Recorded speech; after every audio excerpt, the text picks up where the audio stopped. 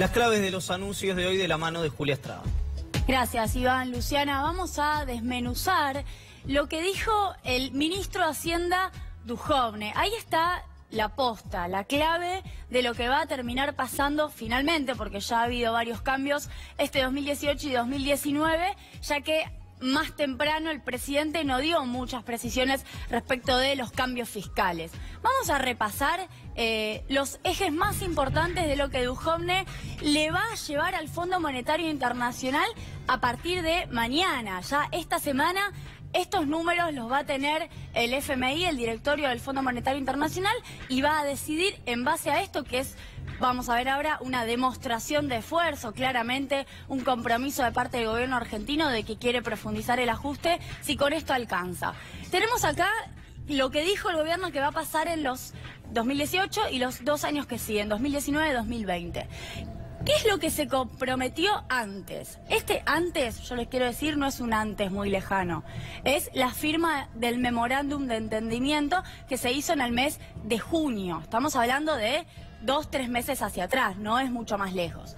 Se había comprometido a un déficit, son los datos de déficit, que es lo que nos importa a muchos y a muchas porque hacen a cuáles van a ser los ajustes. De 2,7 de déficit este año, 1,3 el año que viene y 0 en 2020. Ya el 0 de 2020 era para muchos difícil de viabilizar. Ahora, fíjense, esto es lo que anunciaron hoy. Es decir, de 2,7 va a ser 2,6 el déficit fiscal sobre el Producto Bruto Interno. ¿Qué es el déficit fiscal? La cantidad de plata que hay que financiar sobre el PBI, que es decir, significa que hay más gasto que ingresos y por ende hay un 2,6% del producto que hay que financiar y estamos hablando de pesos, no de dólares. 0% en 2019. Esta es la gran transformación. Yo sé que del otro lado posiblemente signifique poco que yo les diga 0% en 2019, pero es un montón. Significa que tienen que hacer enormes recortes que ahora vamos a pasar a mostrar para llegar a este 0. Y por ende, resultado de los recortes que van a hacer paradójicamente en un año electoral como 2019, va a ser de 1% sobre PBI el superávit fiscal. Vamos a la siguiente placa a ver cómo hicieron revisando el presupuesto para llegar a 0. Sencillamente 3 rubros voy a mostrar que son los que mayormente caen. Gasto de capital, ahorro 50% real. ¿Qué es gasto de capital? Obra pública. Hay 2 vías por las cuales se recorta la obra pública en un 0,7% para 2019, que obviamente esto se tiene que votar en el Congreso, no es arbitrario. Veremos igual qué nivel de consenso logran, pero se tiene que votar.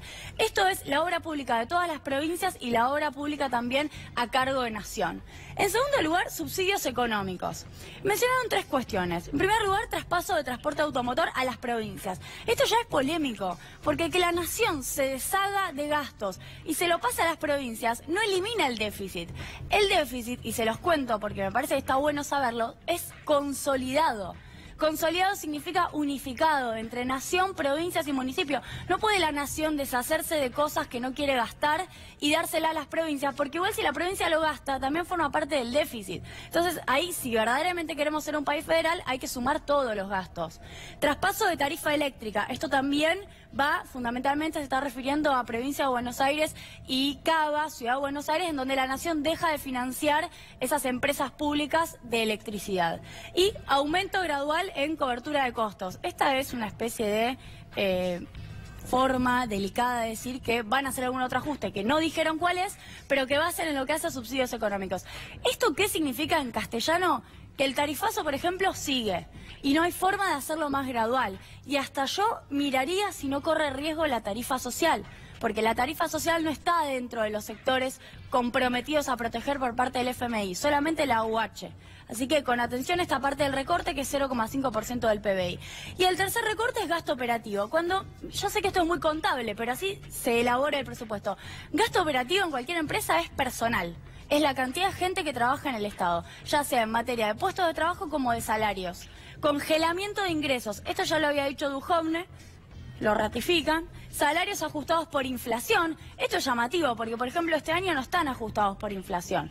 Es más bien una frase que en realidad ni siquiera se cumple, es salarios reales salarios que pierden por la inflación y por ende salarios reales negativos. Esa es la forma del ajuste.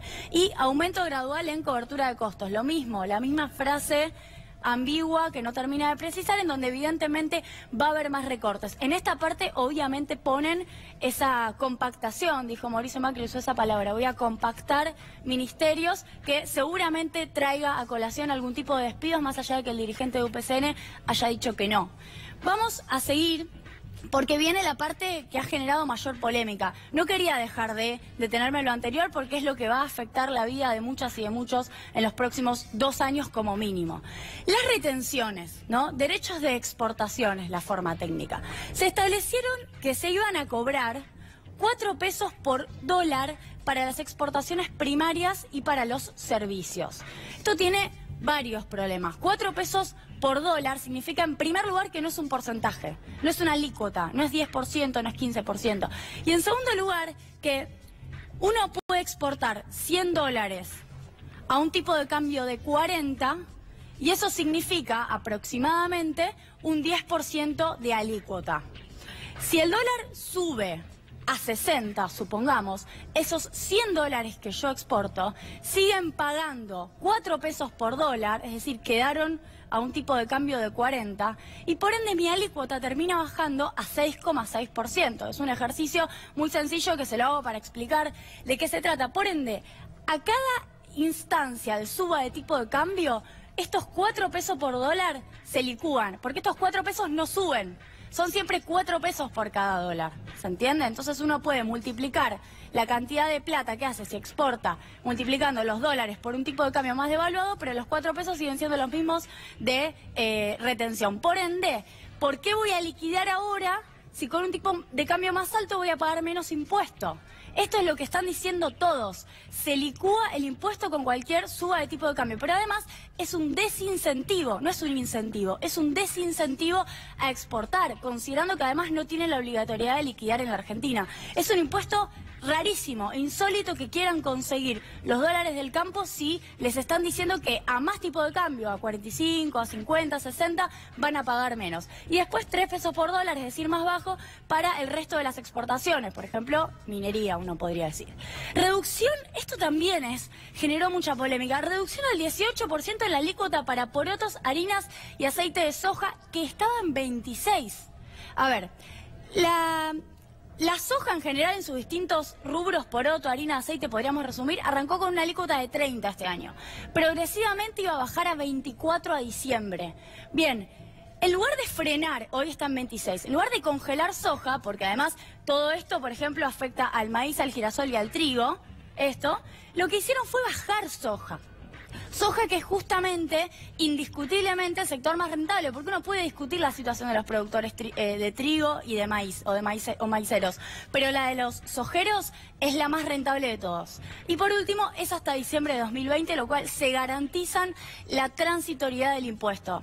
Vamos con las últimas placas, en donde yo quisiera detenerme con lo que mencionaba Iván más temprano respecto de... bueno, tenemos...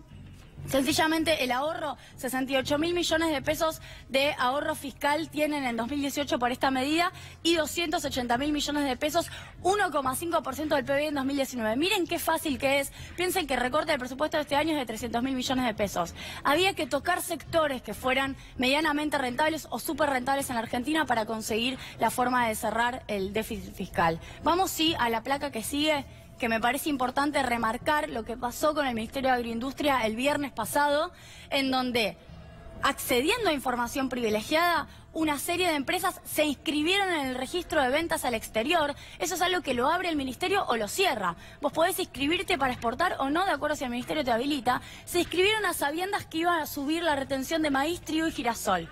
¿Cuánto se ahorraron esas empresas, que ahora voy a decir cuáles son?